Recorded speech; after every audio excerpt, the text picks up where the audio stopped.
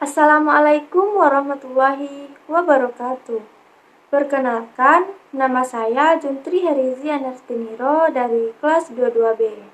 Nah, pada kesempatan kali ini, saya akan menjelaskan tentang sejarah perkembangan kurikulum di Indonesia pada pra-kemerdekaan sampai merdeka belajar atau pasca kemerdekaan. Sebelum saya menjelaskan tentang sejarah perkembangan kurikulum di Indonesia, terlebih dahulu saya akan menjelaskan apa itu kurikulum. Jadi, kurikulum itu sendiri adalah kumpulan gagasan-gagasan baru yang dirancang secara bersama dengan memikirkan kekurangan serta kelebihannya secara matang. Di Indonesia sendiri, kurikulum mempunyai garis sejarah yang sangat panjang. Secara garis besar, kurikulum di Indonesia dikelompokkan menjadi dua periode. Yang pertama, kurikulum pra-kemerdekaan, dan yang kedua, kurikulum pada pasca kemerdekaan.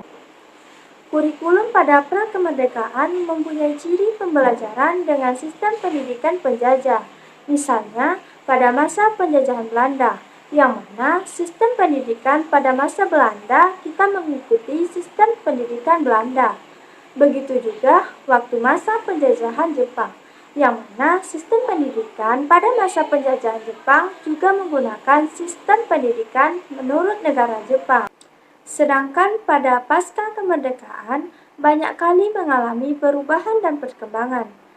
Hal itu terjadi karena adanya adaptasi untuk sistem yang sesuai dengan menyesuaikan dengan perkembangan zaman.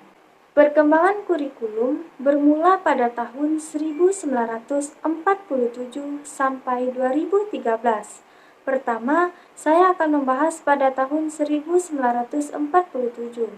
Yang pertama, kurikulum pada tahun 1947.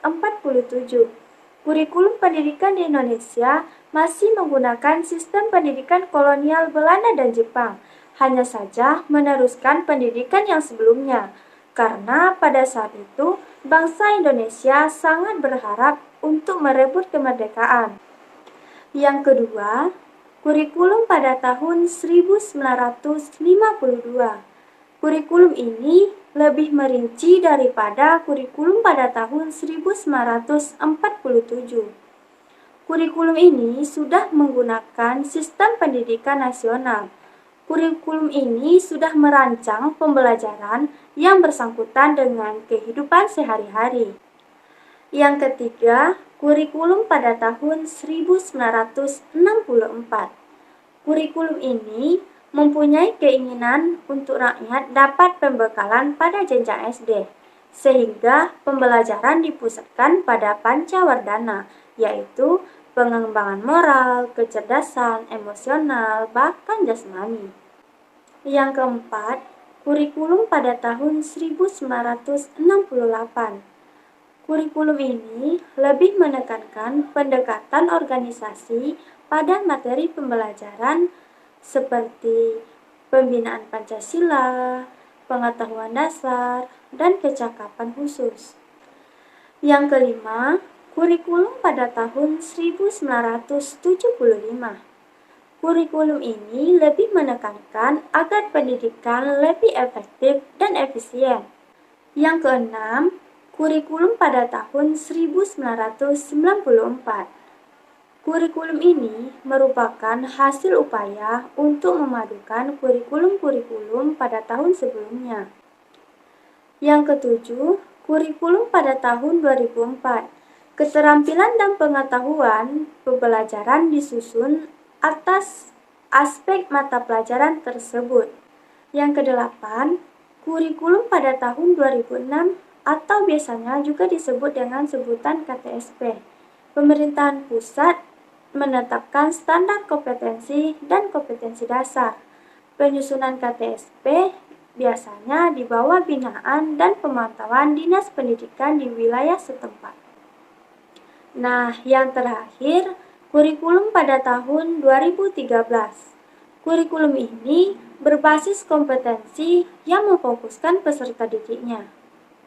Tema pada kurikulum 2013 ini adalah menghasilkan insan Indonesia yang produktif, afektif, kreatif, dan inovatif melalui pengamatan sikap, keterampilan, dan pengetahuan yang integrasi.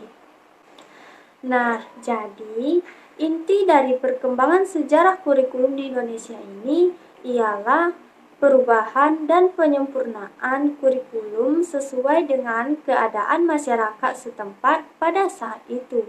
Dan semoga Indonesia bisa melahirkan penerus bangsa yang kreatif, cerdas, dan inovatif, sehingga bisa membawa Indonesia ke jenjang pendidikan yang lebih tinggi. Baiklah, hanya itu yang dapat saya sampaikan. Lebih dan kurang saya mohon maaf. Wabillahi taufiq wal hidayah. Wassalamualaikum warahmatullahi wabarakatuh.